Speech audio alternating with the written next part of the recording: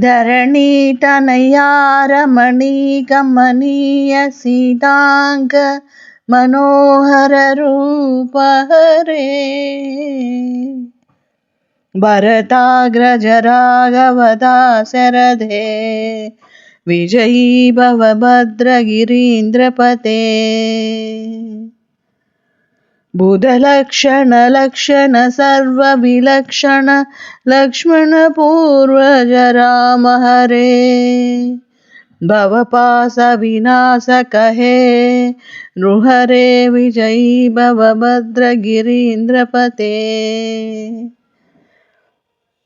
धर चक्र धनुस्सर दीप्त चतुष्कर चक्र भवाज भवादि विभो।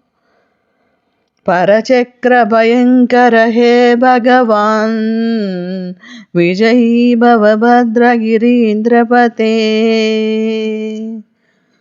आदिनीरज जन्म सुरेश मुनीन्द्र विलक्षण लक्षण दक्षपते।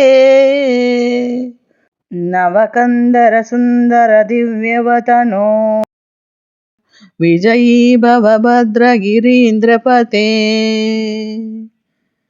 सततः प्रततः प्रचरैः करुणाभरणैस्तव दिग्विसरैर्नमित।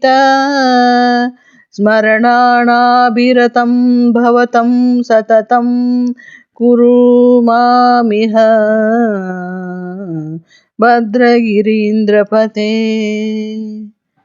सचतुर्मुख षण्मुख पञ्चमुख प्रमुखाखिल दैवतमौलिमणे।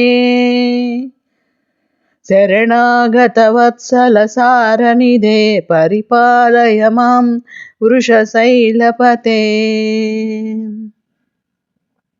अभिराम गुणाकर दाशरथे जगदेक धनुर्धर धीरमते।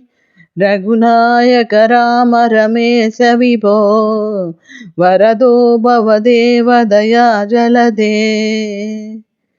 इति भद्रगिरिपति संस्तुतिः।